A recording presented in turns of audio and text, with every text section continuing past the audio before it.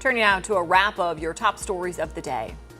Happy Friday. Later today, city officials will speak to media members about the importance of their transportation plans and how important that 1 cent sales tax referendum is for voters to approve. They say that that could mean the difference between all of their transportation projects going forward, or some of them not if they don't get that sales tax. That sales tax, if approved, could generate anywhere from $25 billion plus dollars over the next 30 years. As Hurricane Aaron drifts farther back into the Atlantic, North Carolina's Governor Josh Stein is going to meet with state leaders today in Dare County. He is set to assess the damage caused by Aaron and meet with NCDOT and emergency management officials. South Carolina gubernatorial candidate Mules McLeod is responding to a recent video of his arrest. In that video, he's heard screaming, using slurs, and insulting two of his now opponents. Now, McLeod isn't directly addressing the arrest, but suggests there's another side to the story. He's facing disorderly conduct charges. All right, live camera look. Traffic is flowing all right for the most part along I-85 there. Very wet conditions. Still watching this, though, westbound Harris Boulevard and Robinson Church, where we do have a crash that's really impacting the intersection right there. And then I-85, all that red indicating stop and go traffic. Northbound exit 23 on Main Street. So that's going to be probably the most problematic thing we're seeing on my map right now. Chris?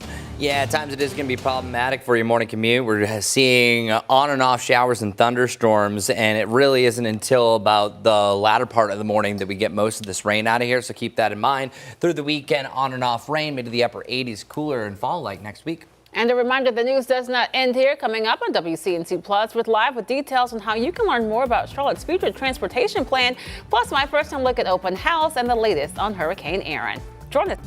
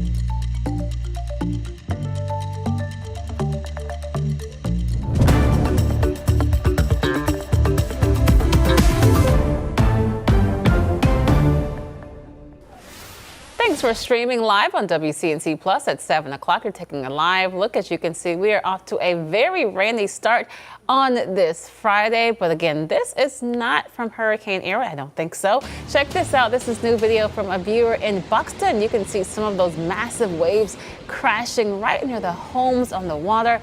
Here is the latest on the aftermath of the storm. Later today, NCDOT crews are going to start checking roads impacted by Hurricane Erin. Also, Highway 12 remains closed from the Oregon Inlet to Hatteras Village because of the flooding. Governor Stein is going to tour Dare County today to assess the damage and the cleanup. Well-built homes there. Yeah, I can't believe they're just out there. You know, in one perspective, it's interesting to see all the waves come in, but also you don't know how strong the house is, and they're all just standing there. Hopefully those pilings, definitely hold up for Yeah. sure. Yeah. And that's the reason why we're seeing so many of them fall into the ocean right Yes. there. And learned a lot yesterday just as far as how previous hurricanes have really affected that area on Highway 12 and how it's getting more and more easy for those waves to come up like that just because there's so much erosion. So even though Erin is so far away, still a big impact. Luckily for us, not an impact here locally, but we still have heavy rain. I want to show you an example of some significant ponding that I had. I threw this on my dash, and this is in the middle of the road. And it's oftentimes the shoulders that will have some of the heavier rain. It was raining so heavy earlier that pretty much the entire roadways were covered in water. Now, this is in North Charlotte, so North Charlotte definitely received the most through the course of this morning, where some rain totals were well over 3 inches across just a couple hours to 3 hours. And our Carolina Camera Network, brought to us by Mr. Sparky, showing overcast skies that aren't really going to improve much today. Today overall is going to be a mostly cloudy to overcast day. More so overcast, but we will have a brighter sky on and off through the latter part of the afternoon. As far as the rain right now, well, it depends where you are. Now, a lot of us just dealing with some light rain, hit or miss showers, but then there are some areas that are dealing with a heavier downpour. We see a redevelopment of a rainstorm here that could turn into a thunderstorm. Just haven't seen any lightning with this one yet. This one has slowly been growing over the last hour or so, starting to flourish. But what's happening with a lot of these is these are kind of the garden variety storms that they pop up and they only last for about 45 minutes before they start to exhaust themselves, but then sometimes the outflow will form a new storm. A little bit more widespread the further south that you go, and that's all associated with this. We have a series of lows, and right along this cold front, it was a stationary front that was barely moving. Now it's starting to kick into high gear. As Erin actually pulls away, the flow is going to dig further down towards the south. So the atmosphere is all interconnected, so it's actually going to help us out indirectly. We also have a little trough here that is starting to spark up a little bit more rain, but the further south this goes, the less likely we're going to have for rain a little bit later on. As for your Saturday, they're still going to have on and off showers. We're still stuck in a zone that even though we have a high pressure system, it's not really giving us a lot of sunshine. It's filtering in winds out of the cooler direction, moisture still blasting in. So we kind of have a low end cold air damming that's keeping us on the cooler side, keeping clouds around, but you will have a better chance of still seeing some sunshine on and off throughout tomorrow and your Sunday compared to what we have today. As far as the rain chances, they're technically isolated. There's constant little shots of rain, one starting off Saturday morning, another one in the afternoon. I think more so to end the day on Sunday, and that is going to be another weak frontal boundary that pushes through, and then it's officially on Tuesday that we have more of that fall-like air that digs in. Here's your futurecast, starting off the hour. Isolated to scattered showers. By about 10 o'clock, I think you only have a couple of storms here on the map. Other than that, it's going to be anywhere from areas of drizzle and a few spotty sprinkles here and there. And then by the middle of the afternoon, still a chance for a stray light rain shower, but things are starting to dry out. You can see that indicated by these darker avenues here. Not guaranteeing sunshine. I think you have an overcast sky that turns into a brighter cloudy sky. And then eventually you could even see some spots of blue. And then heading into your Saturday, check it out. We have on and off rain in the morning, a little bit of a lull before more storms could pop up individually during the afternoon. Then there's a series and surge of rain arriving either side of noon on Sunday, but I think more so mid to late afternoon. By Monday, deal with more sunshine. That front's going to dry in some cooler air, but we really feel the cool down by Tuesday, Wednesday, and Thursday. That brings us highs in the lower 80s, and our lows could even be in the upper 50s for some spots on Thursday morning. So what a cool down. Should start to see a comeback temperature-wise heading into the following weekend, or dare I say, some of the last days of August. Almost done with the month. Let's start off traffic here on WCNC Plus. Majestic, what's going on this morning? Good morning. It has been a busy start to our Friday, I think because all of those area roadways have been very wet for the morning commute. So as you are heading out the door and rushing to get to wherever you need to be, just remember to take it a little slower because we have had a handful of wrecks. This is I-77 there at Carowinds. It's exit 90. You can see traffic is flowing just fine, but those roads definitely are still wet. Could even still see some puddles here and there. This is I-77 out towards York County. Now, as we're switching it over to my map, we still do have some rain showers, but we're also watching this right here. It's I-85 northbound at exit 23. That's Main Street. That's where we do have a significant backup. It's because there is an accident there, so I'll continue to follow that one very carefully for you. Seems like cars are still able to get through. It's just getting even more congested than it typically would, even without a crash. Another crash here on I-485 eastbound between exit 18, that's Oakdale Road, and exit 21. Not seeing a lot of colors with it, so not too concerned about it, but this one is a newer one. It's a crash here, and there's not only a crash, but the crash has caused some signal failure, so those lights are having problems out there. It's on Highway 16 and Providence Country Club Drive. That is one thing I'll continue to watch for you as well. I-77, if you're coming in from Rock Hill or Fort Mill, not seeing significant delays at this time, but we'll give you another check on those roads next time I see you back here in just a couple minutes. All right, thanks, Majestic. Happening today, you can learn more about Charlotte's long-term transportation plan and what it means for you. It's a conversation that could impact how you and your family get to work, to school, even to the grocery store. WCNC Charlotte's Richard Devane is live this morning with details on today's meeting. Richard, good morning. Good morning to you, Lisa. Good morning, Megan. Good morning to all the folks watching us on the Plus this Friday morning. Yeah, this is an opportunity for those representative city leaders to get in front of the media, to tell us, or for us to ask them questions about their transportation plans and how important it is for the city of Charlotte. And we'll be in that meeting and asking those questions, some of them that you've asked us. Now, this is a very important meeting according to city leaders. They say they want the opportunity for us to know more about this plan, because without it, they say, new investment in traffic and congestion and affordability would only get worse if they didn't have this investment. That's why today they want to hold that open house to let us learn directly from city leaders about the CATS transit system plan and the city's strategic investment areas. At the heart of the plan is a proposed 1-cent countywide sales tax referendum. Now, if that's approved, it is expected to generate more than $25 billion over the next 3 decades. Money that would fund everything from roads to buses, microtransit, and new rail lines. Now, here's how the city says the money would be divided.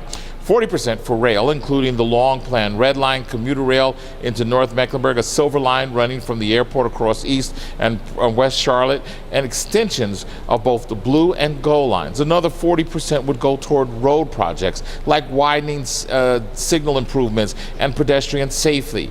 The remaining 20% would expand a bus service and add microtransit zones for on-demand curb rides designed to connect more neighborhoods. Now, in addition, the plan also identifies 22 strategic investment areas across Charlotte. This where local projects would upgrade sidewalks, crossings, street lighting, and traffic flow.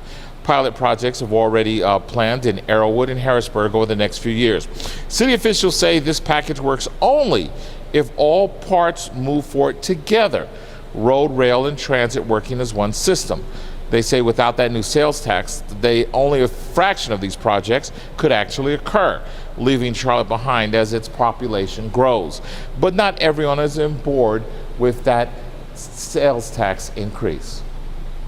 We have to say no now before we end up paying a tax in perpetuity that does not solve our transportation issues and merely buys some very expensive Band-Aids.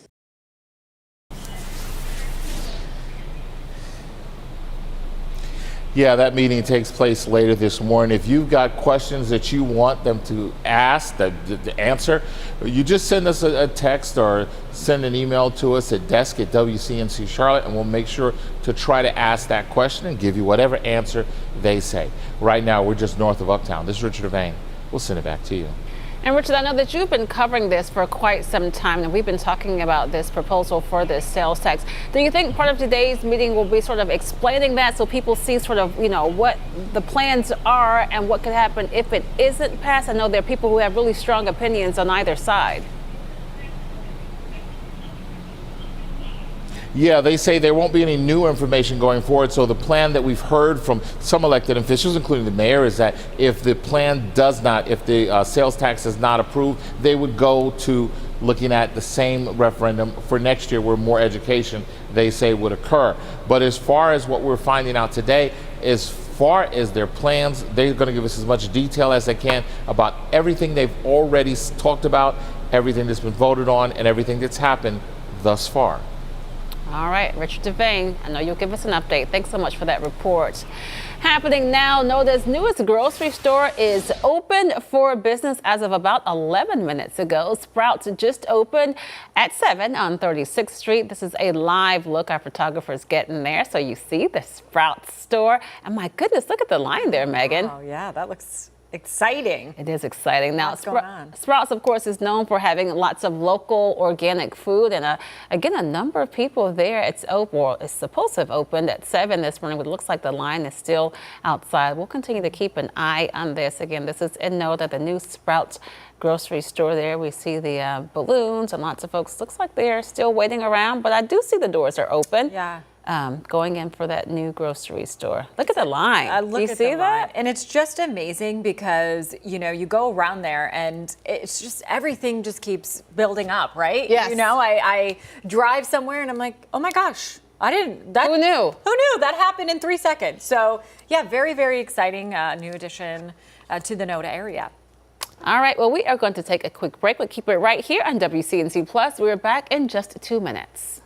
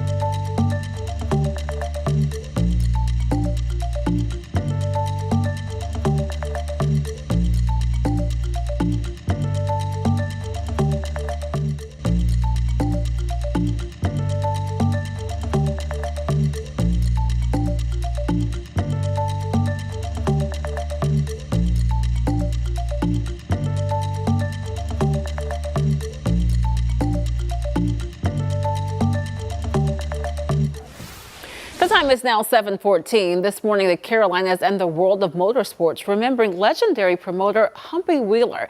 The Belmont native died yesterday at the age of 86.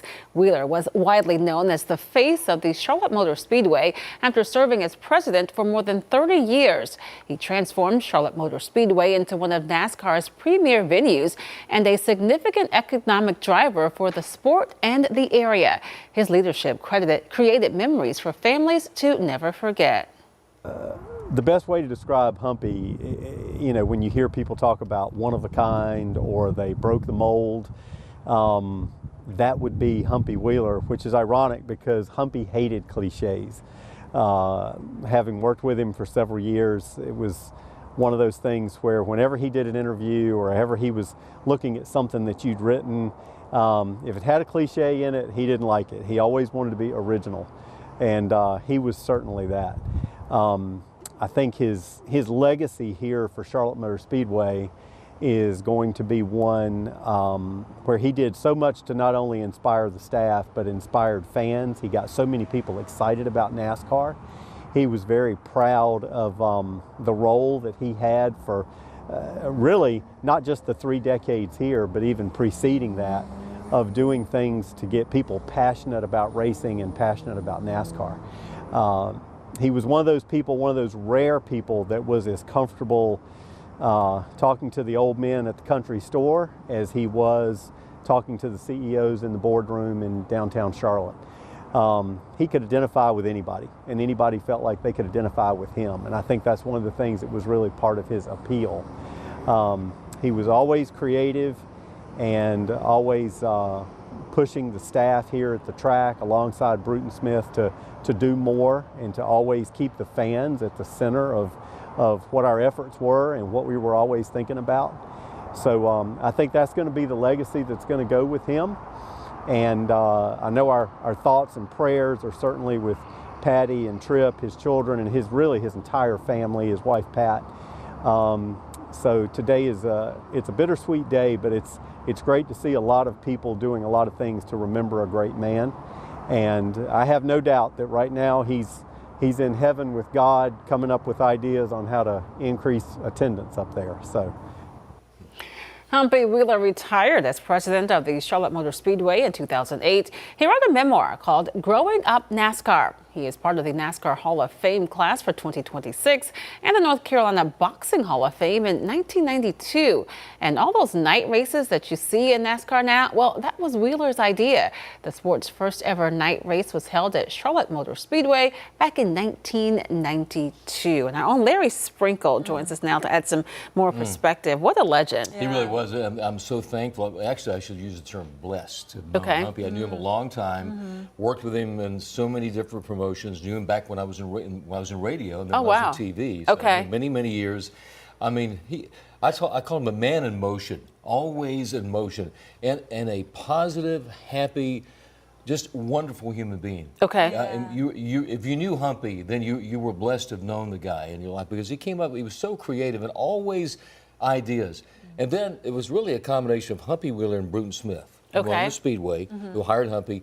And this is the weirdest analogy, but it was like Bruton Smith was like Colonel Tom Parker, and Humpy was like Elvis. That combination, you think of the success they had together. Right. Very, very much the same. And he was so, like you're talking about, the light, putting lights out of the Speedway. People said, you're crazy. Right. And then NASCAR exploded because of it. But I think one of the coolest things about Humpy Wheeler is the fact that he called me up one day, and maybe 2008, 7, he says, I got one up on you, Larry. I said, what's that? He goes, yep, I'm in a movie. I said, you're in a movie? I said, is a movie about your life? He said, no, it's an animated movie. He was in Cars. Really? Yes, he was in Cars, and he played the part of Tex.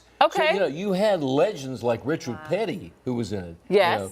People, but they wanted this particular character, and Humpy Wheeler got the part. So he was in a major two of the Cars movies as the character Tex, and that was one of the highlights of his career. But the highlight of everybody's life, if you got to know him, you really were blessed to have known Humpy Wheeler. All right. What a great man. Awesome. Thanks so much, Larry. Yeah, thank you. Larry. We'll keep it right here. We're back in 2 minutes with more on WCNC Plus.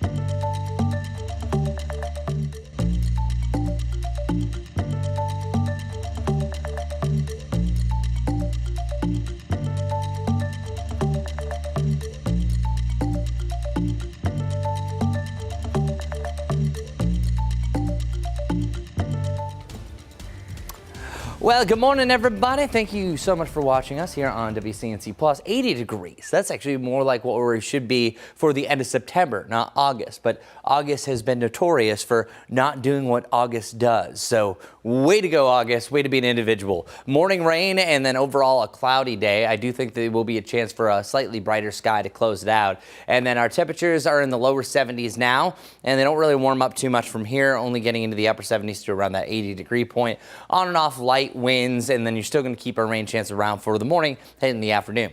What a difference a weekend makes. Last weekend we had 92 and 94 for our highs. Well, we are only in the lower to the mid 80s compared to the lower to the mid 90s last weekend, and then we'll be around this range pretty much most of this week. So we are definitely in a cooling trend overall. I think our hottest day is going to be Monday, and that's also going to be really close to where we should be this time of year. Our new average high is 88 and our new average low is 68. Then we have a really refreshing middle of the week, lower 80s, feeling great with sunshine and no rain Tuesday through Thursday. All right, Chris, thanks so much. Well, all this month, we are working to clear the shelters and get pets adopted. A photographer is doing his part to make sure it happens too. Yeah, WCNC Charlotte's Jane Monreal shows us how he's giving pets a second shot at life. I just love doing it. Adam Goldberg has been taking pictures of shelter animals for almost 10 years. They're hard to get photos of, especially when they first arrive to the shelter, and that's called the intake photo usually, and they're scared. That's usually the worst day of their life. I come in, I bring in my studio equipment, and I replace that first photo with a second photo. That second photo, giving these animals a second shot at life. Just fell in love with the idea of a photo uploading to social media could change not only the dog's life, but a person's life. This week, he brought his skills to the Humane Society of Charlotte. We love to have people that want to fulfill our mission and market our animals, tell their story. We're really excited, especially with how professional he is and how he understands, like he was talking about, the compassion he has for animals and the body language he can read. So he really understands, what's good for them, what's not. It's actually the second time he's photographed dogs at the shelter. So everybody has an excuse as to why they don't like to go to a shelter. So if I can leverage social media and a better quality photo to inspire someone to adopt a dog, when that person may have never gone to a shelter, that is so rewarding to me. Since 2016, Goldberg has helped thousands of pets get adopted. I think the resiliency of some of these shelter dogs is unbelievable. And it is unfortunate that not everybody sees that in these shelter dogs. And I'm trying to inspire people to adopt their next dog versus going to an alternative place to get a dog, because there's just thousands of dogs in shelters. Head to our mobile app to learn more. Jane Monreal, WCNC Charlotte. And today we'll be live at the Humane Society starting at 4:15. Then tomorrow, of course, is our big event at Charlotte Mecklenburg Animal Care and Control. Just scan that QR code to learn more. We'll also have extended coverage of our Clear the Shelters event here on WCNC Plus starting at 10 o'clock. You can also text the word pets to 704-329-3600 to find adoption locations or to donate money. We're going to take a quick break, but keep it right here on WCNC Plus.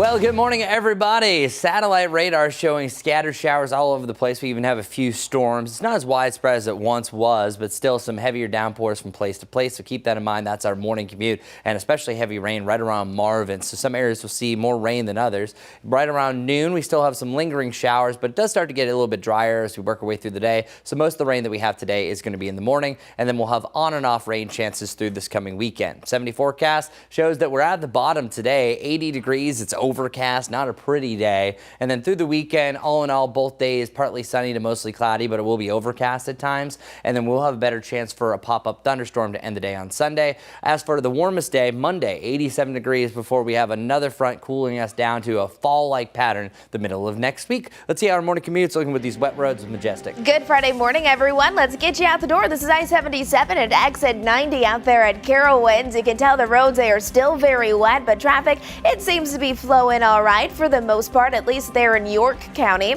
You can still see we have a handful of accidents. I want to get you straight to this one. This is out on I-85. If you are traveling northbound, there's an accident. The left lane right now, it's blocked. That's exit 23, and it's backed up to exit 21. We're going to have more on this coming up on WCNC Plus. Hope to see you over there soon.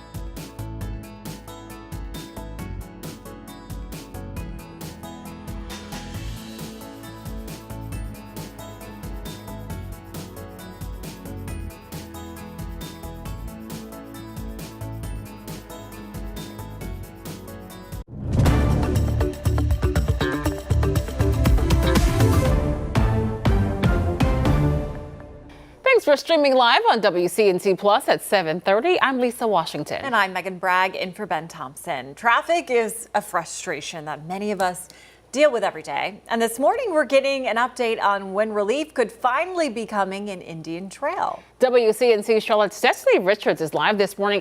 And Destiny, town leaders are laying out timelines for several of those big road projects.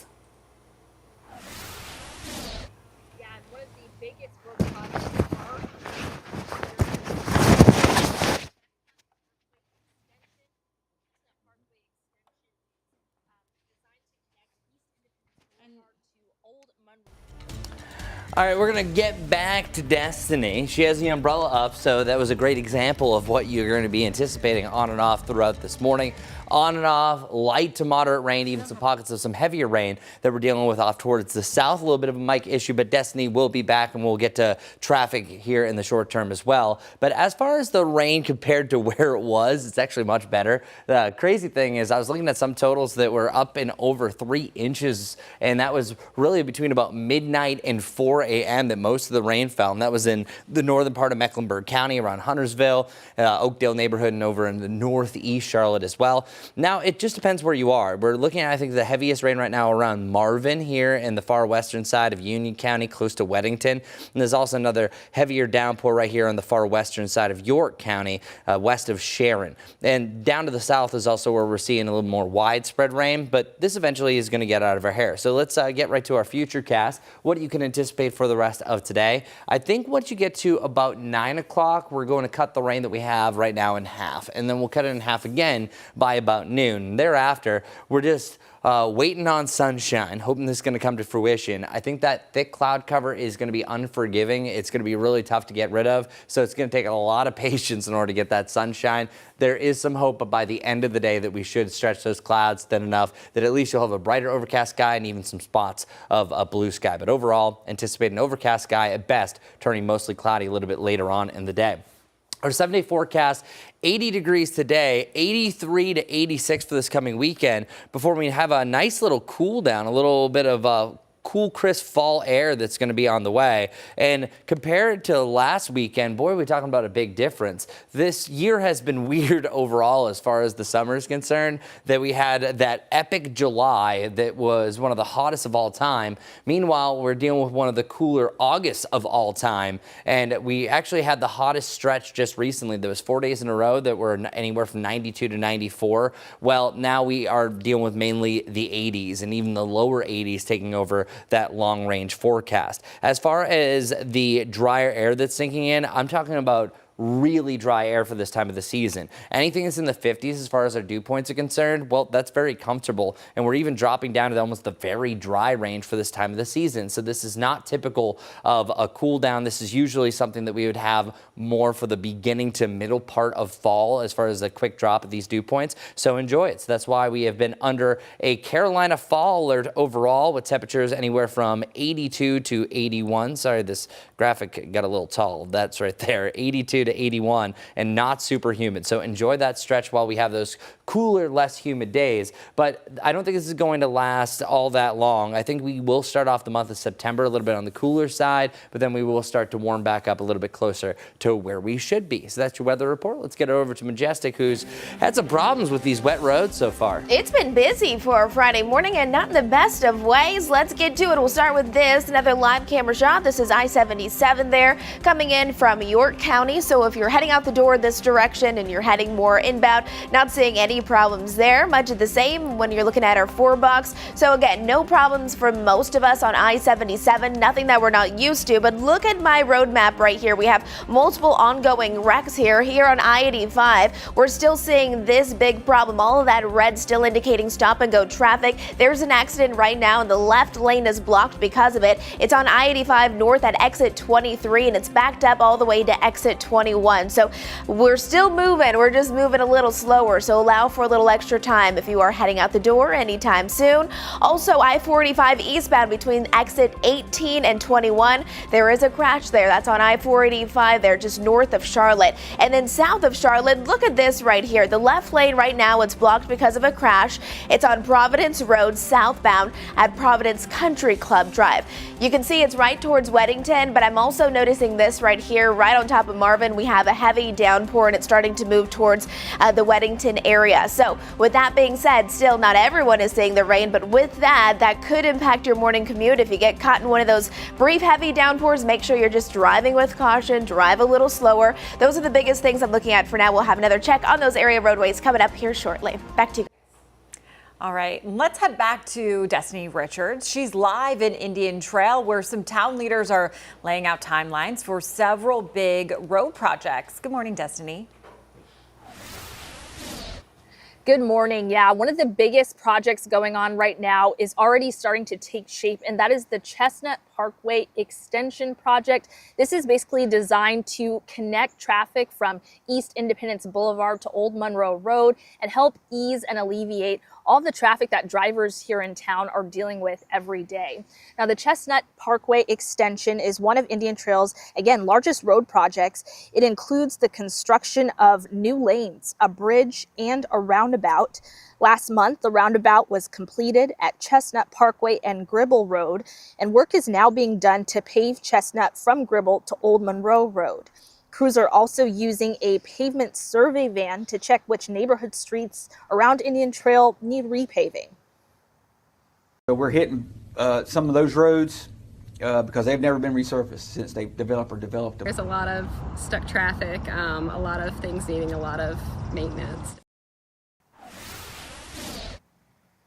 Yeah, the early phases of this project is being completed by NCDOT, but the final phase is being led by the town of Indian Trail. And they say that could wrap up by September, so next month. But with all of the rain that's been coming down, it could be pushed back to October. But the entire project is expected to wrap up by fall 2026. I'll send it back to you ladies in studio. And so Destiny, I was going to ask when this all is going to be wrapped up, but it sounds like late next year perhaps. And this is specifically going to help the town there in Indian Trail. Is that what we're looking at? Yeah, and the update that was provided yesterday by town leaders, they basically said that this is going to provide an easier way to basically travel through Indian Trail. Whenever this is done, this is going to be a 4-lane median road extending, again, being a connector between Independence Boulevard and Old Monroe Road. So definitely a major thoroughfare through the town of Indian Trail, not just for people who live here and commute, but people who just go through the town to get to where they need to go. And they estimate that the traffic is going to be alleviated by up to 50% when this is all done. So they definitely have a big goal to achieve here. That's good, because even if you're passing through at times, that traffic can really get backed up sometimes. All right, Destiny, thank you for that report. Well, within the last hour, we've learned 2 teenagers are facing charges more than a month after a shooting at the Carolina Place Mall. Pineville police confirmed they arrested an 18-year-old and 16-year-old this week after an attempted robbery last month ended in gunfire. One person was hit in the leg but is okay. Those suspects now face several charges, including robbery and assault with a deadly weapon. 7:38 right now. The United Way looking for hundreds of volunteers for its Day of Caring in Union County. Volunteers are needed for about 50 projects tomorrow from 8 a.m. until noon. Those projects include cutting the grass, weeding the flower beds, pruning shrubs, landscaping work. To sign up, all you have to do is head to WCNC.com/community. And keep it right here, because we're back in just 2 minutes with more on WCNC Plus.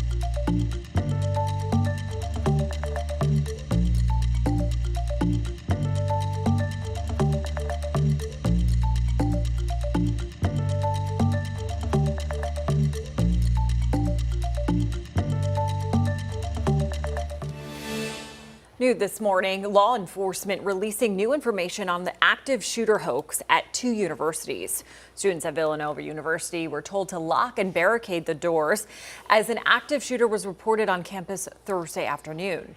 Meanwhile, a 911 call about an armed person at the University of Tennessee, Chattanooga also sent their campus into lockdown.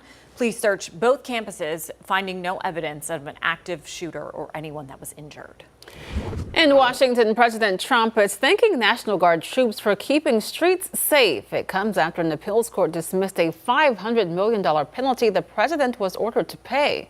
NBC's Alice Barr tells us more about the fine and President Trump's promise to make the Capitol beautiful. Well, I just want to thank everybody very much. This morning, as President Trump celebrates a legal win for his business empire, his administration's immigration crackdown is taking a hit with a federal ruling that could spell the end of the controversial migrant detention center known as Alligator Alcatraz. A Florida judge ruling the center can stay open for now, but cannot accept new detainees or do any construction, and must remove all generators, sewage, and waste receptacles within 60 days, calling into question how it could keep operating. Environmental groups that sued calling it a victory for the Florida Everglades ecosystems. The state of Florida, partnered on the site with the Trump administration, is appealing. You're doing incredible. That as President Trump thanked the federal law enforcement and National Guard troops he's deployed on the streets of D.C. to crack down on crime. We're going to have the best Capitol ever. While celebrating a win in a case against him as a New York appeals court threw out the $500 million judgment he faced after being found liable for civil fraud. They stole $550 million from me with a fake case, and it was overturned. The 5-judge panel was divided, with 2 finding President Trump was correctly found guilty of fraud, 2 saying he should receive a new trial, and 1 finding the case should be dismissed. All 5 ruled the penalty was excessive. New York Attorney General Letitia James plans to appeal. In 2022, she accused Mr. Trump and his family real estate business of inflating his net worth to get better loan terms, now highlighting that the ruling that he committed fraud still stands. The ruling leaves in place restrictions on the Trump Organization's ability to do business in New York, and his legal team is expected to keep appealing, while the Justice Department is investigating James for bringing the case and for new allegations she committed mortgage fraud that James's attorney has called political retribution. In Washington, Alice Barr, NBC News. President Trump also making a surprise visit yesterday, meeting with law enforcement and National Guard troops in Washington, D.C. Hundreds of troops have been deployed to the nation's capital, which the Trump administration says is being done in an effort to combat crime. He thanked those troops, touting his crime crackdown. So I just wanted to thank you all. You're doing incredible. You're incredible people. You make the country run, frankly. You make the whole place run. We're going to have the best Capitol ever. South Carolina Governor Henry McMaster is reassuring residents this morning. He says sending National Guard troops to Washington won't impact their ability to respond to emergencies back home, including hurricane season. Earlier this month, President Trump asked states to send troops to help keep order in the nation's capital. About 250 South Carolina Guardsmen and women went to D.C. earlier this week. Keep it right here. We are back in just 2 minutes with the impact on turtle nests after Hurricane Aaron churned near the North Carolina coast.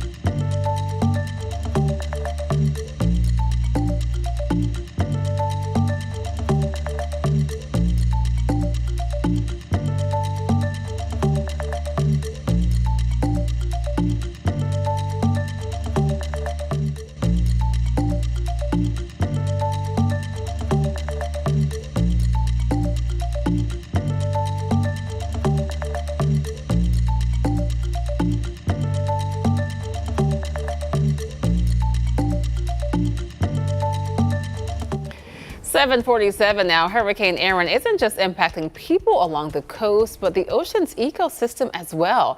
The high swells are washing out sea turtle nests. Before Aaron's impact, experts say there were 18 nests left along a 6-mile stretch of beach. Only one made it out in time.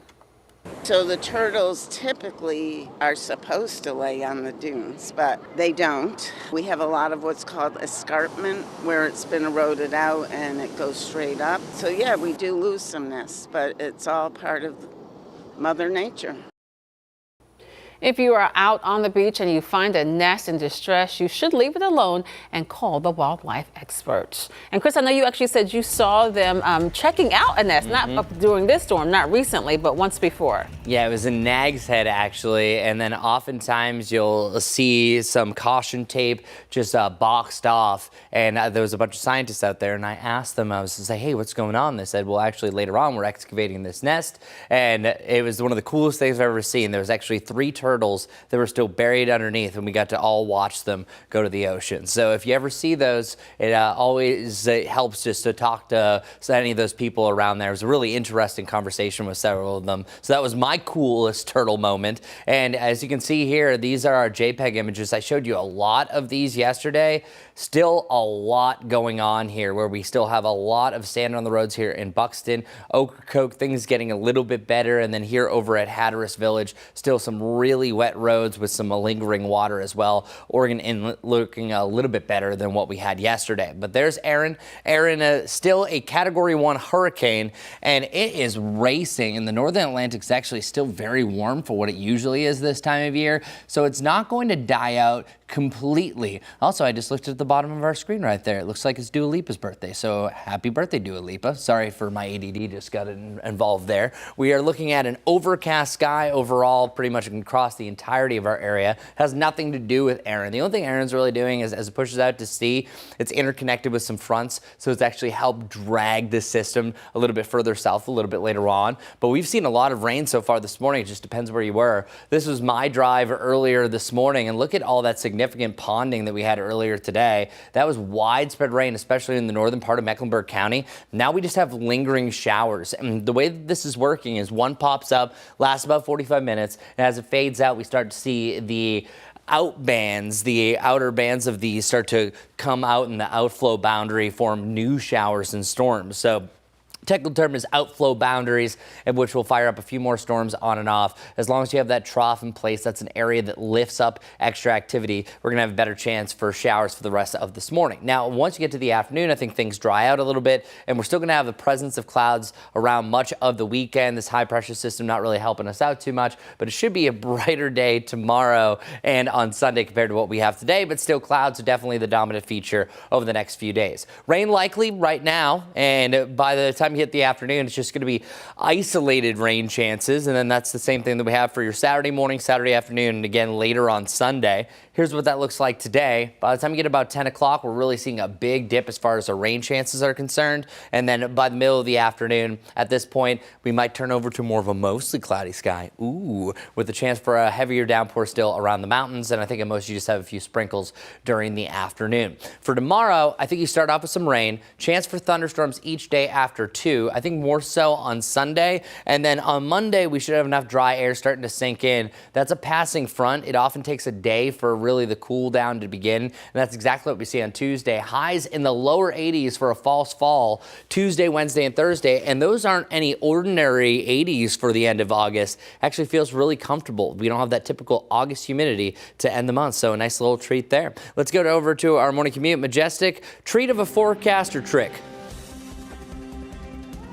I would go with maybe a little bit of in the middle, because, you know, we have seen much worse, but it's definitely not perfect. Here we go. I-77, if you're heading out the door at Carowinds, this is exit 90, where you can tell area roads are still very wet, but no big slowdowns there. So at least we're doing good across York County as a whole. More of our live traffic cameras and pictures there. Couple of things to let you know about, though. You can see we do have a handful of ongoing problems. I-85, we were talking about how there was an accident there slowing everyone down. That has since been cleared, but I'm still seeing a little bit of red, so maybe still allow for a few extra minutes if your morning commute takes you that way. In addition to that, we're watching this here, the left lane blocked because of a crash. It's on Providence Road southbound at Providence Country Club Drive. This is also where we do have some rain coming down, so make sure you're driving with caution. Out towards Matthews, good morning to you. 485, we're starting to see our typical slowdowns there. Even 485, the outer and inner loop out towards Mint Hill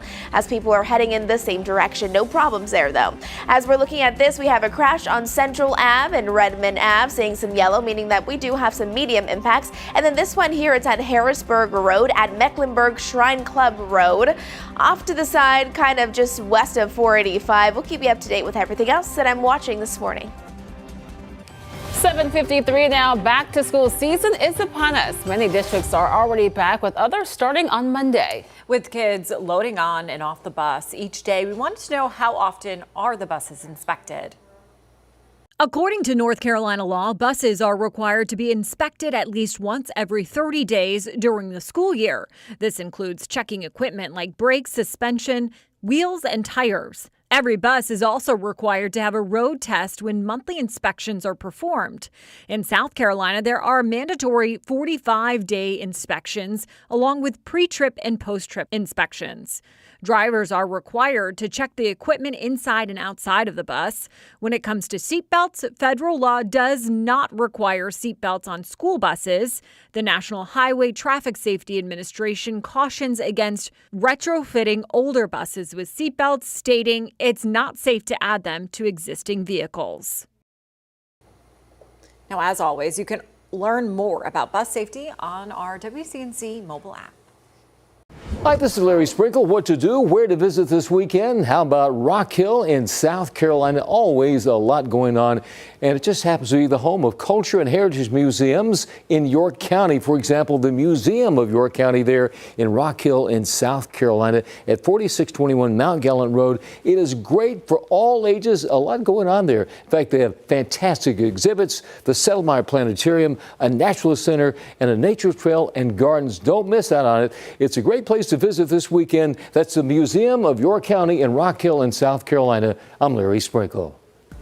All right, Larry, thanks so much. So we are going to take a quick break, but there's lots more to come here on WCNC Plus. We're going to have another update on weather and traffic. It's a rainy start to your Friday, so do be careful if you're heading out this morning. We'll also have the day's top headlines, including a meeting about transportation that's coming up at 8 o'clock here on WCNC Plus.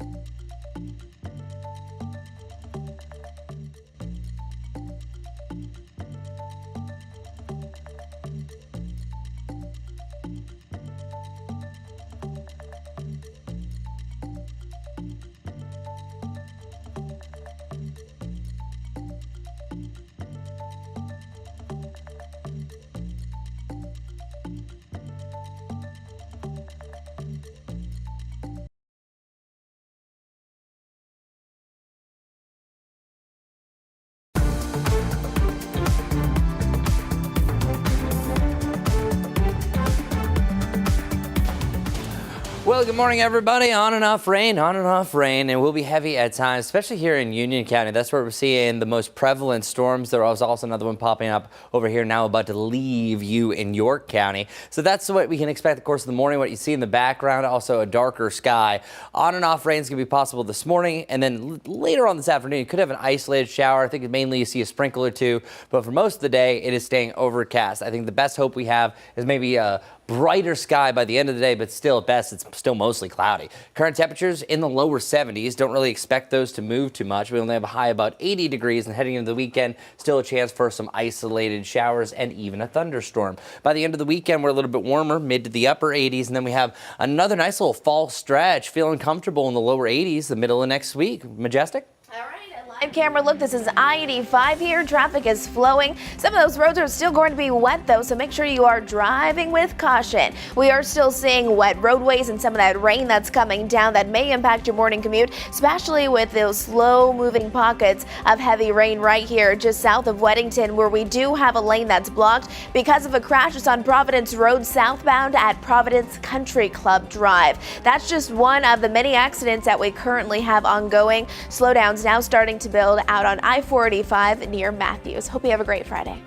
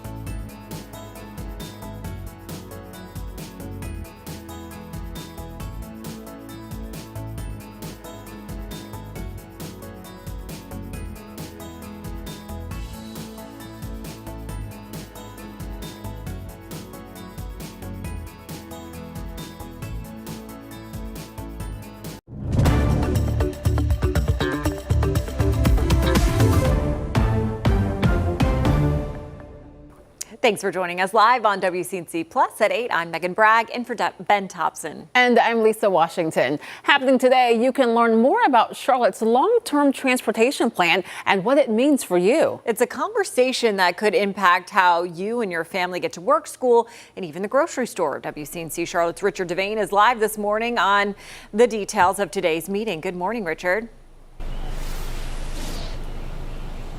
Hey, good morning to you, Megan. Good morning, Lisa. Good Friday morning, everyone. This is a question and answer service that's going on today between city leaders who want to talk about transportation and their desire to make sure that that 1 cent sales tax goes through, and the public. So they're inviting the media members to come out to explain their perspective. They say the region is growing so fast that without the new investment, traffic, congestion, and affordability will only get worse.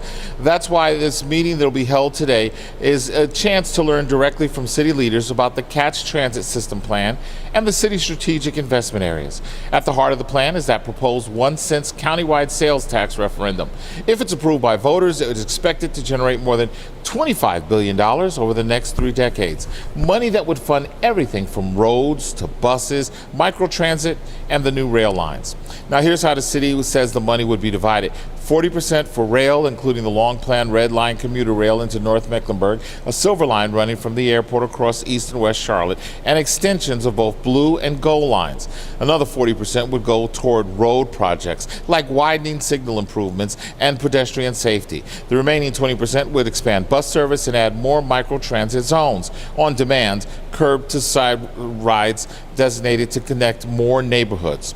In addition, the plan identifies 22 strategic investment areas across Charlotte where local projects would upgrade sidewalks, crossing, street lighting, and traffic flow. Now, city officials argue this package works only, and that's only if all parts move forward together, road, rail, and transit working as one system. But without the new sales tax, they say only a fraction of these projects could go forward, leaving Charlotte behind as its population grows. But not everyone is on board with this plan. We have to say no now before we end up paying a tax in perpetuity that does not solve our transportation issues and merely buys some very expensive Band-Aids. Now, it's important to note today at this question and answer session, no new information is going to be given, so they'll really be talking about things that are already in place, the systems and the strategies and the plans that have already been discussed. Of course, if anyone has any questions or they want us to ask any questions about anything that's already come out in the public forum, give us an email at desk@WCNC Charlotte, and we'll make sure to get that question in front of those folks who can best answer it. We're right here north of Uptown. This is Richard Evane. We'll send it back to you. And Richard, it's interesting that while this is no new information, it's just showing how it all has to work together with the rail, the road, the bus system for all of the area and thinking forward. That is absolutely correct. That's what they say. And if there's anything that people want to know that we haven't asked that's already out there, feel free to ask us to ask them, and we'll give you that information. All right, Richard Devane, thanks so much for that live report. Let's check in with Chris now to find out more about this rainy start to our weekend. Chris, with some heavy downpours at one point. Yeah, no, it was coming down in sheets, and I'll actually, for the next time I'm up here talking about weather, give you the newest high rain totals that we had so far this morning. We have a lot of individual sites called FINS data, and there was actually Coolwood Middle School had over 3 inches of rain, so that's the leader of the pack. Meanwhile, it is just a cloudy and gloomy start to the day. This is also going to be most likely the most active rain that we have for the day. And then tomorrow we'll have a chance for rain and thunderstorm during the afternoon and less so heading on your Sunday.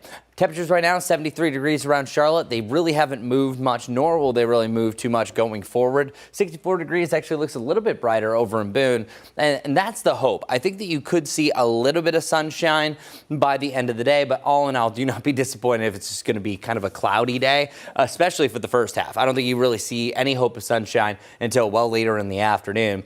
As for right now for a satellite and radar, I want to step off and kind of explore where we're seeing some of the heavier showers. What you're looking at right now are some developing rain showers and rainstorms right around Monroe over to Weddington and Marvin.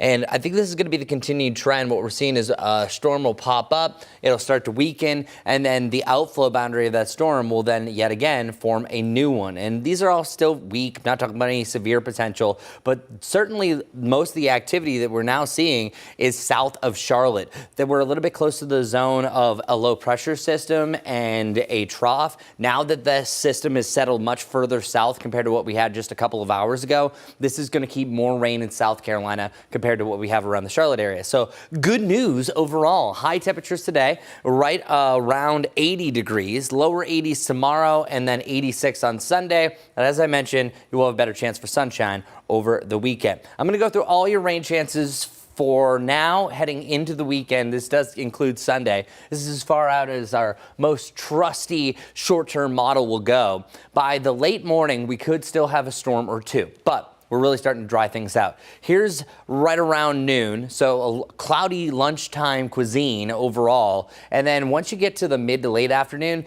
this darker gray oftentimes can say, hey, the clouds are breaking. We are now looking at sunshine. but you also have to take that with a grain of salt. We have so much cloud cover at so many different levels of the atmosphere that some of these might be clearing, but it still could look like a white sky. So I think most of the day is going to be a cloudy one, but then I think you start to have a brighter sky that starts to evolve ever so slowly. As for the rain chances tomorrow morning, I think they'll be scattered overall, and then we could have a pop-up shower or thunderstorm during the middle of the afternoon. As for your Sunday, we're seeing signs of rain in the mountains for the morning, but it's later in the afternoon that we could have a storm for your Sunday. Sunday, again, even though you're not really seeing it here on Futurecast, has a better chance for an isolated to scattered thunderstorm to end the day and head into the evening. Our 7-day forecast, if it would come up for me, there it is. 86 degrees for Sunday, 87 on Monday, but then after that, the lower 80s, y'all. Get ready for a little fall cool down. That's not going to last long, but it will be a nice treat because it's not overly humid during that stretch as well. Let's get over to a wet morning commute with Majestic. The rain always affects traffic. And that's exactly what we've seen on this Friday morning commute. We'll start with this first. Want to take you into South Carolina. Good morning to everyone waking up, joining us from South Carolina. I haven't seen any significant problems. You can see area roadways. Yeah, they're probably still going to be a little wet, even some ponding for some locations, but not seeing anything too concerning for you. Now up towards Charlotte, we have some problems, multiple actually. Let's talk about this one. We have a crash on I-85 southbound at exit 43. We had one earlier. Now we have a new one at the same exact spot. It's at University City Boulevard. You can see all that backup. And this is a live picture, live camera of that specific area. So you can see traffic is still moving. It's just moving a little slower than it typically would be if there wasn't an accident. And then just south of Charlotte, this one just got cleared, that left lane that I've been talking about on Providence Road. So making some progress, but you see this right here, area shaded in yellow and orange. That is heavy downpour rain, where if you're driving in that, your visibility could significantly get reduced, and you could even see some ponding across those roads. So if you get caught in that, make sure you're just slowing it down, driving with caution. We have a new accident this morning. It's right here. It's a crash on Central Ave in Redmond Road. Not just that, but on Independence, we have a new crash here. It's on Sharon Forest Drive. Inbound lanes will be impacted there. Off to the west we go, a crash on Windover Road and Beale Street. And then if you drive on 485, a new accident now just popping up as well. This green in the background, that's indicating that area roads are quite wet, but we do have a lot of slowdowns here. Left lane is blocked because of this crash. Again, it's on I-485 southbound at exit 43. That's out towards Mint Hill. That's what I have for now. We'll have another check of those roads coming up next time I see ya.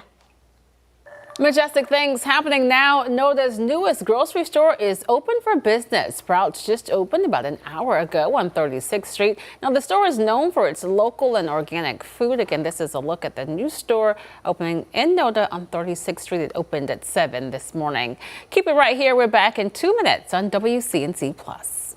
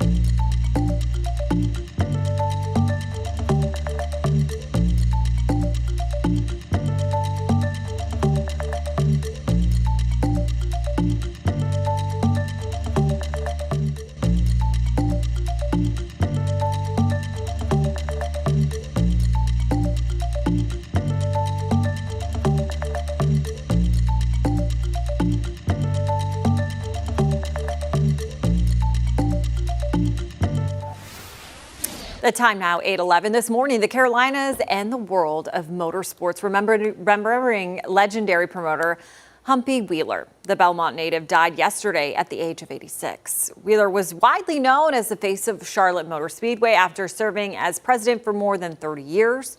Wheeler transformed Charlotte Motor Speedway into one of NASCAR's premier venues and significant economic driver for the sport and the area. His leadership created memories for families to never forget. The best way to describe Humpy, when you hear people talk about one of a kind or they broke the mold, that would be Humpy Wheeler, which is ironic because Humpy hated cliches. Having worked with him for several years, it was one of those things where whenever he did an interview or ever he was looking at something that you'd written, if it had a cliche in it, he didn't like it. He always wanted to be original, and he was certainly that. I think his legacy here for Charlotte Motor Speedway is going to be one where he did so much to not only inspire the staff, but inspired fans. He got so many people excited about NASCAR. He was very proud of the role that he had for really not just the 3 decades here, but even preceding that, of doing things to get people passionate about racing and passionate about NASCAR. He was one of those people, one of those rare people that was as comfortable talking to the old men at the country store as he was talking to the CEOs in the boardroom in downtown Charlotte. He could identify with anybody, and anybody felt like they could identify with him. And I think that's one of the things that was really part of his appeal. He was always creative and always pushing the staff here at the track alongside Bruton Smith to do more and to always keep the fans at the center of what our efforts were and what we were always thinking about. So I think that's going to be the legacy that's going to go with him. And I know our thoughts and prayers are certainly with Patty and Tripp, his children, and his entire family, his wife Pat. So today is it's a bittersweet day, but it's great to see a lot of people doing a lot of things to remember a great man. And I have no doubt that right now he's in heaven with God, coming up with ideas on how to increase attendance up there. So. Humpy Wheeler retired as president of Charlotte Motor Speedway in 2008. He wrote a memoir called Growing Up NASCAR. He is part of the NASCAR Hall of Fame class for 2026 and the North Carolina Boxing Hall of Fame in 1992. And all the night races you see in NASCAR now, that's Wheeler's idea. The sport's first ever night race was held at Charlotte Motor Speedway in 1992. Larry Sprinkle joining us now. Larry, you knew him personally. Long time, yeah. Long time. And Lisa and I were talking about this. Why do they call him How Humpy? do they get the name Humpy? Yeah. You know, you say that like it's John or whatever. It's so natural, but it's a crazy story.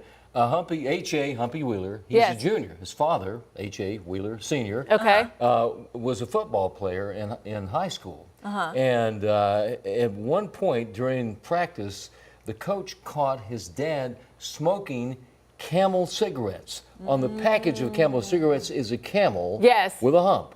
So his friends started calling him Humpy. The dad? The dad. So he became Humpy Jr., and it just stuck with him his entire life. Yeah, it's a crazy story. All because of his father smoking Camel cigarettes. Absolutely. Yeah. But I mean, Humpy Wheeler was an amazing human being. He was a genuinely great. I mean, I tell you what, you talk about a gentleman, he really was. Yes. He was a character. I mean, he was full of life, positive attitude, and was always in motion. He always had an idea. Always had so many. One of the things that he was a promotional genius. They actually, before one of the Coca-Cola 600 races, had a Grenada was an invasion back in 1983. It was an actual Army and Marine Corps invasion of an island in Grenada. Spurred on by a big incident down there. So he restaged that with troops coming in, and it was like a whole recreation of the invasion of Grenada before the race. Oh, wow. That's one of the amazing things. He had a guy named Jimmy the Greek, who took a bus and drove it in the air over 20 cars before a race. Oh, wow. He always had these amazing ideas. I think one of his most brilliant ideas was condos at the Speedway. If you go to the Charlotte Motor Speedway, you see condos out there. He built those back in the 80s. And they were very successful. There are people that live at the Speedway year-round in condos out there. Oh my goodness! I mean, it's just one innovative thing after another. There's so many to even mention, but the lights at the Speedway, the infill, rebuilt the infill, Smith Towers, the big office complex with the Speedway Club. Right. Humpy's responsible for that. Wow. Just What a creative, great man, yeah. and just a wonderful human being, and what a legacy he left. And what a great friend, too. For sure. You gotta love him. All right, Larry Sprinkle, thanks so much for your insights. We'll keep it right here. We're back in just 2 minutes.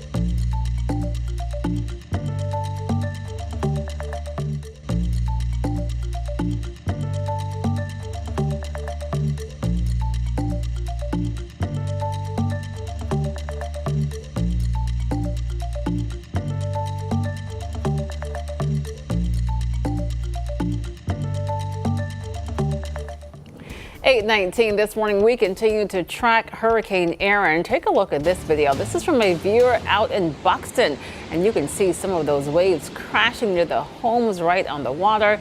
Later today, NCDOT crews are going to start checking the roads impacted by Aaron. Also, we know that Highway 12 remains closed from the Oregon Inlet to Hatteras Village because of flooding from the storm. And Governor Josh Stein is going to tour Dare County today to assess the damage and talk about the cleanup.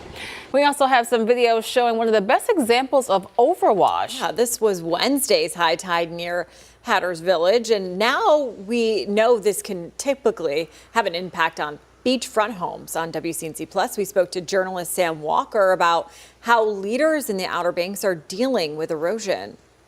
What's being done? One, beach nourishment in the northern beach towns, like we talked about Duck, Southern Shores, Kitty Hawk, Kill Level Hills, Nags Head. There's been some beach nourishment in Avon and Buxton over the last, since 2011. But there are some areas that can't be because of the cost, and that's one area is Rodanthe. There's not enough properties there to pay for it.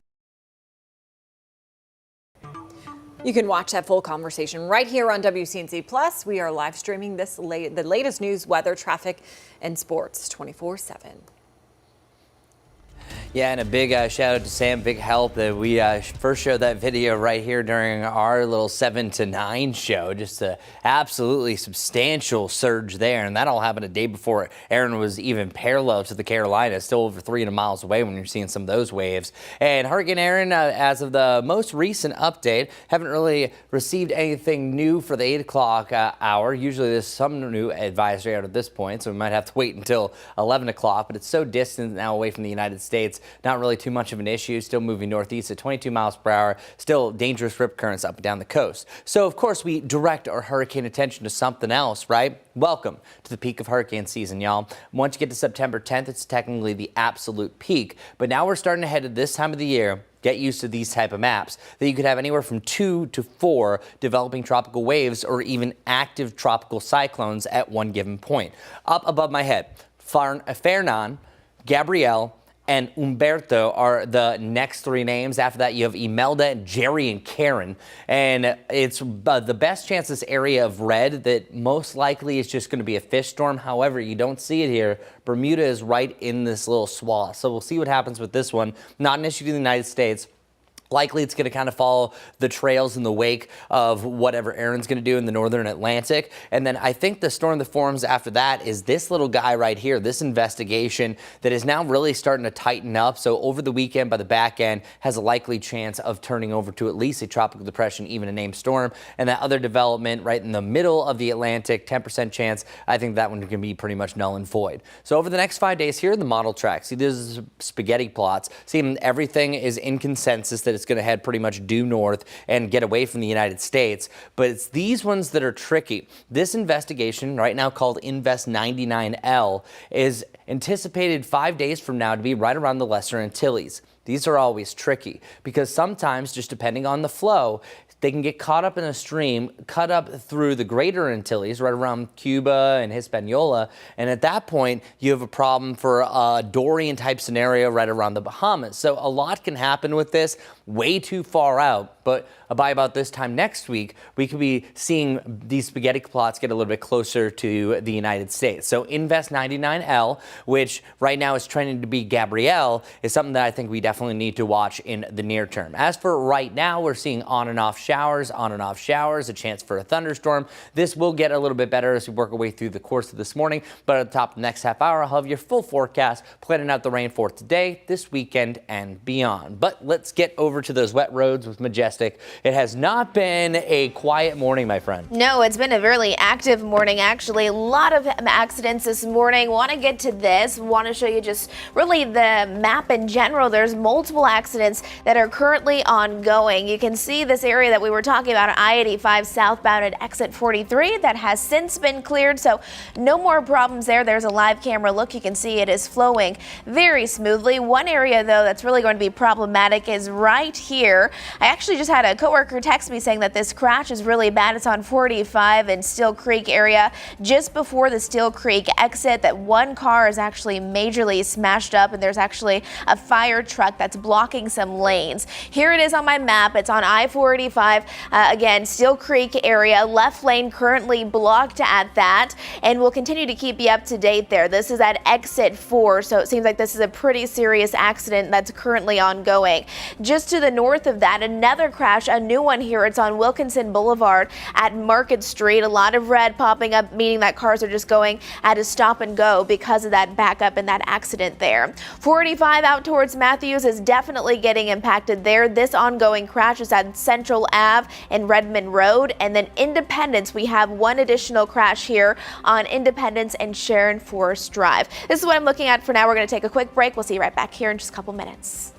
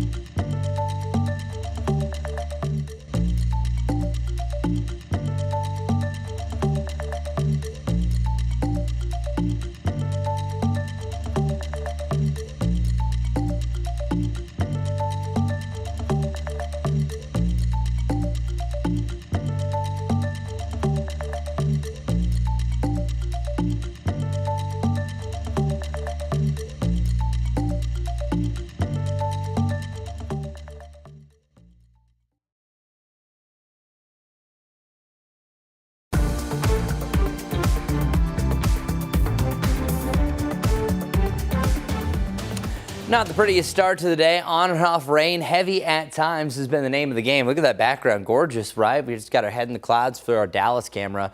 80 degrees, that's going to be our high today, so that means we're mainly in the mid to the upper 70s. Overall, you're going to have a chance for rain through much of the day. Today, just a likely chance for rain in the morning, then it becomes isolated, scattered, just like what we have this weekend, and then after that, taking a nice little break for the long term. As far as our high temperature trend over the next 10 days, look at that, the upper 80s for your Monday. After that, the lower to the mid 80s to really complete the last days of August. As far as our lows, they're eventually going to topple down into the lower 60s, where Thursday morning has a chance of actually starting in the upper 50s for some areas in the greater Charlotte area. It's a wet start to the day, so that means a hazardous morning commute. Let's go over to Majestic with an update. All right, good morning, everyone. It is our Friday. Area roadways are still wet for some of us, so be mindful of that as you're heading out the door. It's been a busy morning traffic-wise with a whole lot of accidents. This is I-77 right now. Look at all of those wrecks. This one is very important to know. We have a whole lot of red indicating that we have stop-and-go traffic. We know that there's a serious accident right there. Firefighters are there on scene. Left lane is blocked because of this crash on I-485 northbound at exit 4. This is right around the Steel Creek area. This moves all the way up towards Berry Hill as well. And then just to the east here on Independence, we have a new crash here on Independence inbound at Sharon Forest Drive. Drive safe for your Friday morning.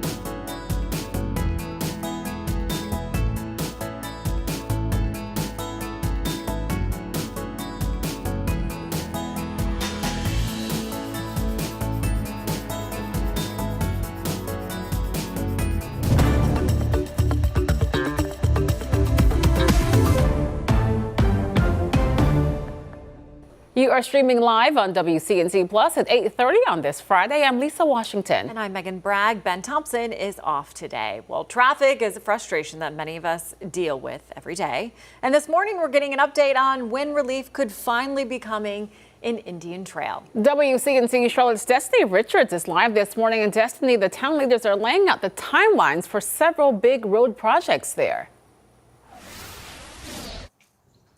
Yeah, and one of the biggest is already starting to take shape, and that is the Chestnut Parkway extension. It's a project designed to connect East Independence Boulevard to Old Monroe Road to help ease a lot of the traffic that drivers are dealing with every day here at Indian Trail. Now, the Chestnut Parkway extension is the largest road project, and it includes the construction of new lanes, a bridge, and a roundabout. Last month, the roundabout was completed at Chestnut Parkway and Gribble Road, and work is now being done to pave Chestnut from Gribble to Old Monroe Road. Crews are also using a pavement survey van to check which neighborhood streets in Indian Trail need repaving. We're hitting some of those roads because they've never been resurfaced since they developed them. There's a lot of stuck traffic, a lot of things needing a lot of maintenance. The early phases of this project are being completed by NCDOT, but the final phase is being run by the town of Indian Trail, and they say that it could be completed by next month, but with all the rain that's been coming in, it could be delayed to October. The entire project is expected to wrap up by fall 2026. I'll send it back to you ladies in the studio. And Destiny, can you talk more about that Chestnut Parkway? You mentioned that would help for folks who are actually traveling through, I guess, like the middle of the town. Yeah, Chestnut Parkway would basically be a connector between a very major road, Independence Boulevard, and Old Monroe Road. So for folks who are commuting through Indian Trail or in Indian Trail, this is really going to help alleviate traffic, according to town leaders. It will basically be a 4-lane road with a median in the center, complete with that roundabout, a bridge going over the train tracks as well. And then they say that hopefully, once this is all done, this will alleviate traffic by up to 50%. So for folks who, commute around this area, it's definitely something they want to see. That would make a huge difference. All right, Destiny, thanks for that report. Well, speaking of your morning commute, we're going to check in now with Majestic Storm, because I know you've been watching the roadways. It's really wet out there this morning. Yeah, still some rain coming down for some spots. This is I-77 just north of Griffith, so out towards Lake Norman. You can see how overcast it is. Area roadways are wet and even some raindrops on the cameras still. Watch for this as you're heading out the door. It's been a very busy morning here watching traffic as we have had multiple accidents. Want to let you know about this one. It's on I-485. The left lane is blocked by a couple of fire trucks. Had a coworker text me about this one, saying that traffic is really moving very slowly. And we're getting estimates that this may slow you down about 20 to 30 minutes. I-485 northbound, that's exit 4. This is right around the Steel Creek area. Keep this one in mind. In addition to that, I want to take you out to Independence because it's 8:33 right now as more people are heading inbound. You know how it goes. It's already slow moving typically, but now we have a crash there. Independence at Sharon Forest Drive. I'm continuing to watch that one very carefully. And then off to the west, this crash here on Wilkinson Boulevard and Market Street is really slowing people down as we're moving west. That red indicating that stop and go traffic as well, so the car is probably in the middle of the street, not cleared quite yet.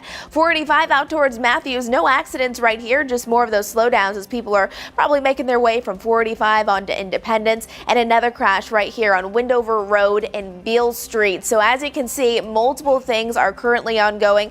The one accident that I was mentioning earlier on over towards Mint Hill, that has since been cleared. We'll give you another update on those area roadways coming up in just a few minutes. But Chris, I'm going to toss it over to you with a check on the weather. Thanks a lot, Majestic. Yeah, not a pretty start to the day by any stretch of the imagination, but hey, we're getting by just fine. And we had a lot of heavier rain earlier this morning, so don't really anticipate a lot of sunshine today. Here's a look at the significant ponding that you could have seen earlier today. There's a chance you could have some pockets of heavy rain that looks just like this, but I don't think it's nearly going to be as widespread because over the last 3 hours, most of the activity has actually been lingering a little bit further down towards the south. But notice that over the last 3 hours alone, you've just had a lot of hit or miss rain. Over the last 6 hours, there was a lot more presence of those rain showers. Check it out, especially to the south. And now it's starting to wane down ever so slightly. And I think we're going to continue to see this trend down towards the south. So right now, the heaviest rain is right around Weddington to Monroe, but then these showers are fading out and then more are starting to form to the south. So let's get to our futurecast. What can you expect? Well, for one, we are trending this low pressure system further to the south along with that cold front that's going to distance ourselves from that area of lift. And then we're still going to have a lot of clouds that are lingering around heading into the weekend. But I think most of the rain is going to revolve really in South Carolina. And you can see some of those rain chances that are really just more isolated for the weekend. I have a likely for today, but that really is just for this morning. By this afternoon, we're going to drop those rain chances down to more of a isolated to scattered criteria. Here's a look at our futurecast. By about noon, most of the rain down to the south, as I mentioned, but you're still going to have a chance for a spotty rain shower, even an isolated storm at any point during the afternoon. This is why I think it's really tough for us to get a lot of sunshine to come associated with this front. And then it's really really by tomorrow morning, then we have a chance for a spotty rain shower, more so in the foothills and the mountains. So if you're watching from, say, Hickory to Taylorsville over to Morganton, you have a much better chance than, say, around Charlotte and Monroe. All of us will have a chance for a developing thunderstorm by the middle of the afternoon. And then for your Sunday, rain starts in the mountains and the foothills yet again. But then even though you don't see a lot here in the Futurecast, I think mid to late afternoon, you could have a pop-up shower or thunderstorm. Real quick, overnight tonight, we're going to have something that you can't see, but I'm going to let you know that it's out there. Have you ever heard of a blue moon, once in a blue moon? Well, we actually have something that's called a black moon. It's the exact opposite of a blue moon. So the one definition of two for a blue moon is when you have a seasonal blue moon. And that's where there are 4 moons that are full within a calendar season or an astronomical season. It's typically 3. So it's the 3rd out of 4 they call a blue moon. Same thing for new moons. The new moons is where you don't get any sunlight going around the Earth, so there's no illumination on the moon. So even though you're not going to see anything, that just means extra starlight, more than normal. So this is actually the best time to go stargazing, even though we have a lot more clouds. The rarity, well, a black moon like this actually happens every 33 months, so it doesn't happen too often. So there's your little astronomical minute. Your dew point trend is also going to be heading in a really good direction. Over the last 7 days or so, we've been in this range, and this is what you expect to be in August. Hey, it's humid to very humid, humid to very humid. By the time you get to Tuesday, we're talking about dry and even comfy air. So good news there, and that's why we're under a fall alert. High temperatures only in the lower 80s, feeling comfortable through the middle of this week. So if you're all about fall, y'all, well, I got a great forecast for you. A black moon. You learn something new every day. All right, Chris, thanks so much for that. Right now, the United Way is looking for hundreds of volunteers for its Day of Caring in Union County. Volunteers are needed for 50 projects tomorrow from 8 a.m. until noon. Those projects include landscaping, like cutting the grass, weeding the flower beds, pruning the shrubs, trash pickup, painting, and more. To sign up, just go to WCNC.com/community. We are back in just 2 minutes with what I learned when going to back to school open house.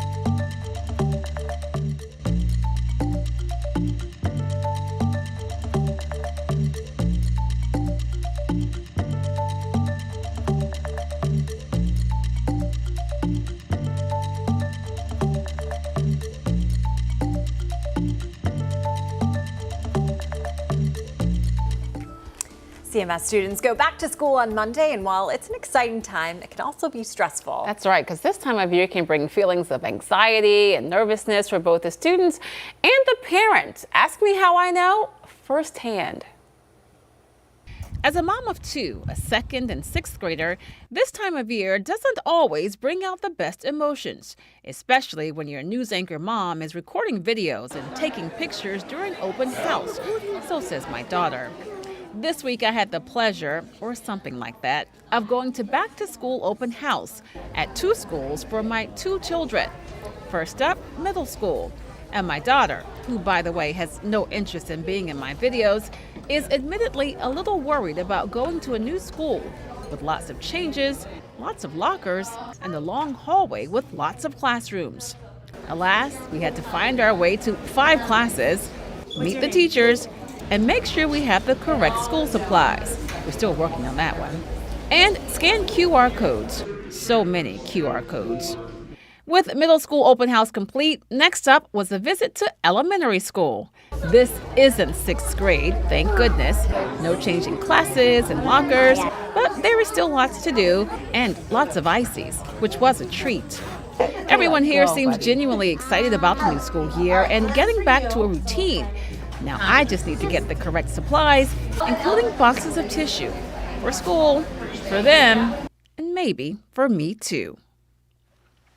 So this weekend I'll be buying school supplies. Now there weren't any tears at open house, but I cannot promise that for Monday. I don't know why I get so emotional about them going back to school. In fact, I'm going to be off the anchor desk on Monday because we're going to be showing you in real time what it's like getting ready for that first day. I love that. I love a little look behind the scenes. We all love it. It's something else. I hope they weren't watching because they want no parts of that. All right, we're going to take another break, but we'll be right back.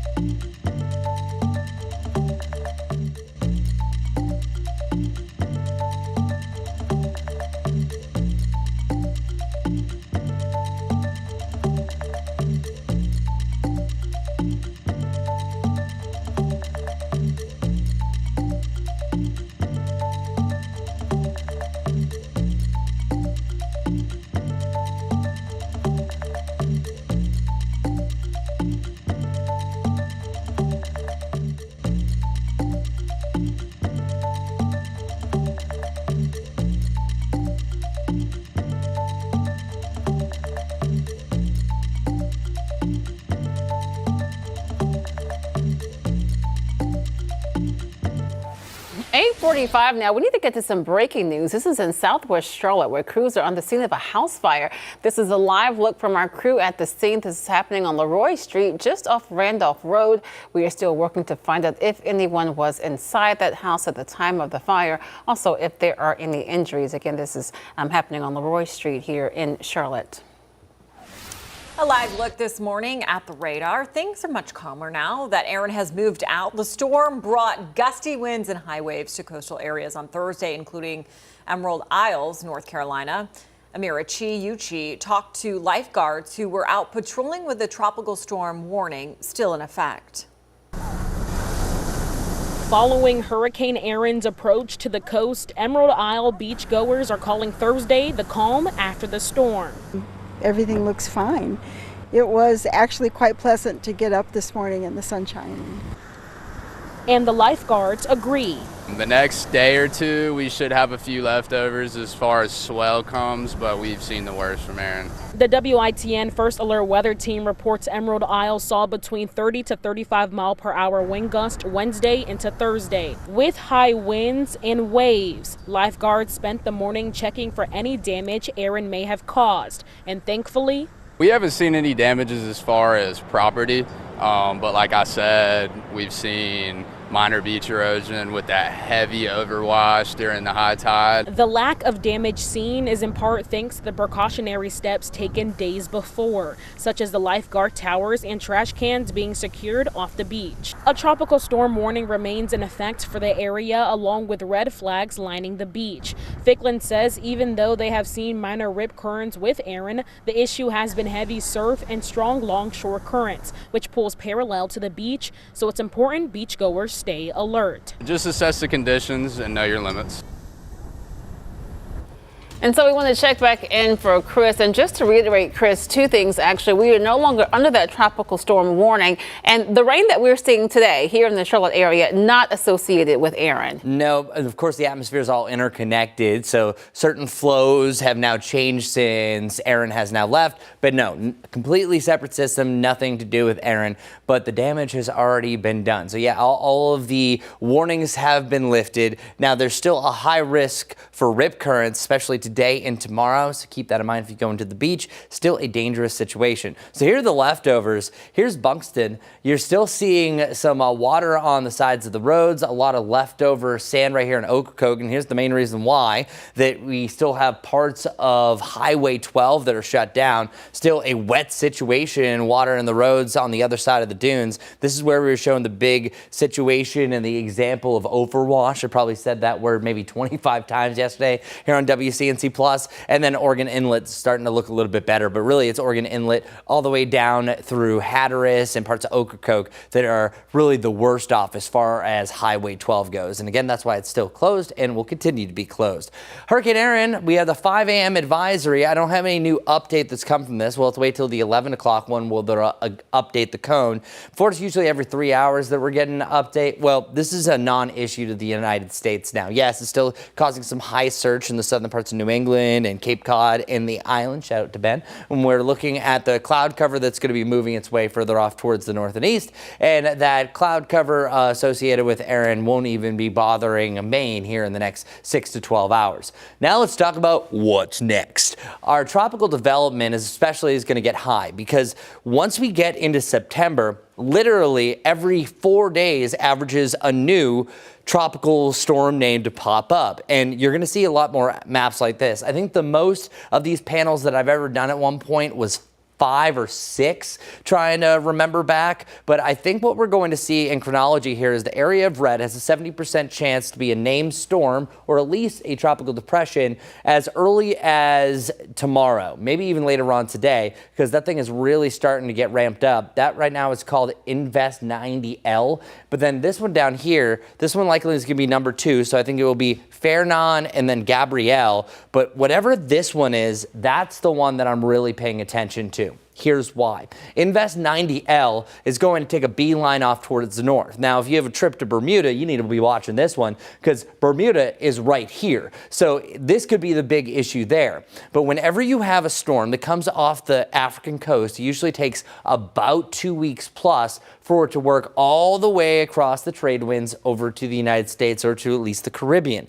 The way things are trending right now, it is moving due west. At this point, it's rare for it to dip down towards the south like what we're seeing here, but we got to watch to see if it makes the turn. Sometimes can separate between Cuba and Hispaniola, sometimes going directly west to right around the Yucatan Peninsula, up into Mexico. So a lot to watch here and even down to Central America as well. So Invest 99L is one that we're watching closely. As for your forecast here at home, you're expecting more of the 80s, not feeling like August. We should still be cracking in the 90s occasionally. Nope, the warmest you got is 87 degrees with a drier forecast on Monday. Most next week, by the way, should be dry, even feeling fall-like and dry and comfortable the middle of next week.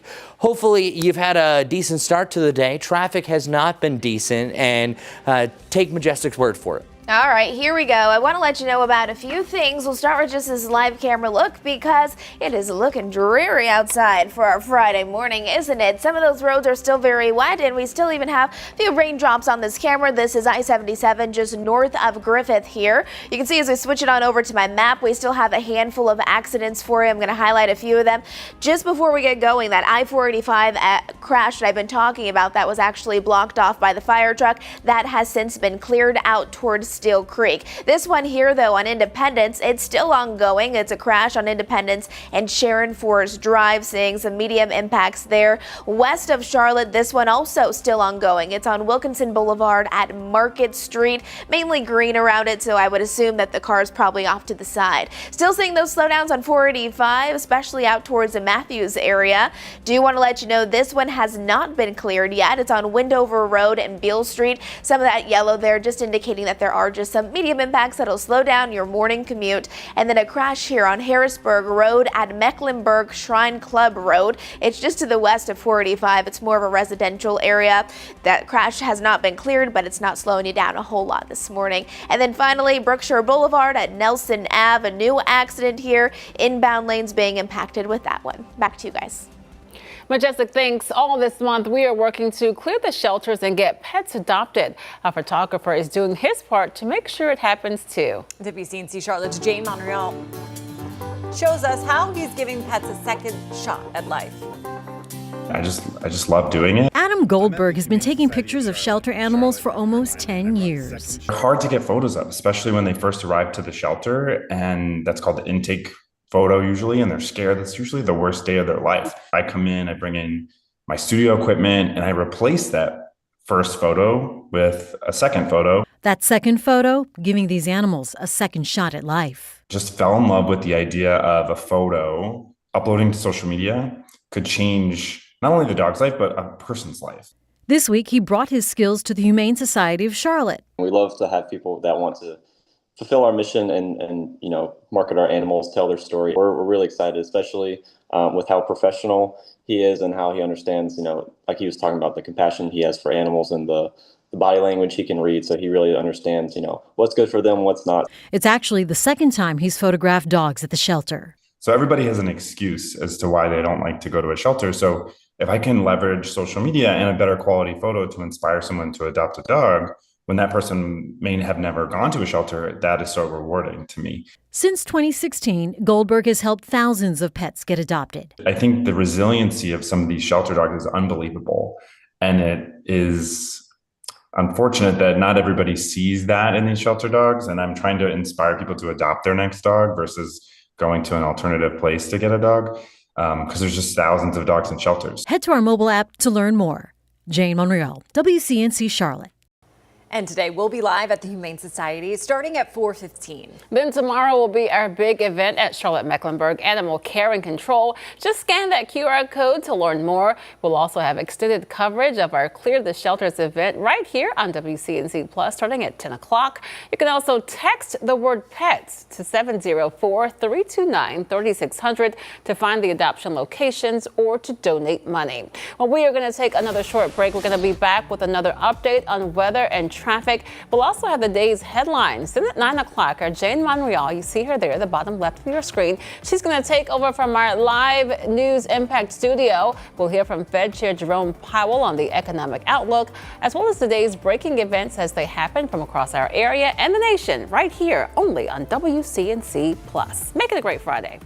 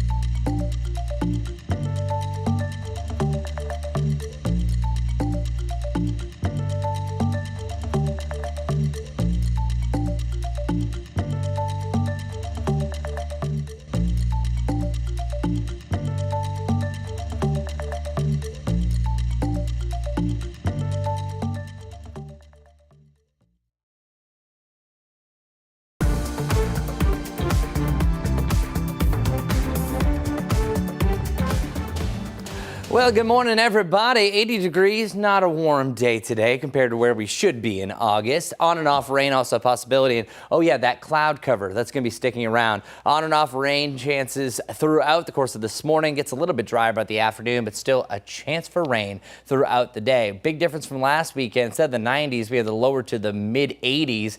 Drying out though heading into next week. Welcome to lower 80s, more fall light the middle of next week. Majestic, what's going on traffic-wise this morning? Good morning, everyone. It's been busy for our Friday morning commute because we have had a lot of accidents. Let's start with this, though. Right now, live camera look. Area roadways are going to be wet for many of your morning commutes, so make sure you slow it down. Raindrops still showing up on a lot of my cameras as well. We're following this accident right here on Independence inbound. It's on Independence and Sharon Forest Drive. Could slow you down a few minutes. In addition to that, I-77 left-hand lane. It's actually blocked because of a crash. Make sure you're careful there. That's exit 9, which is Wilkinson Boulevard. Have a great Friday.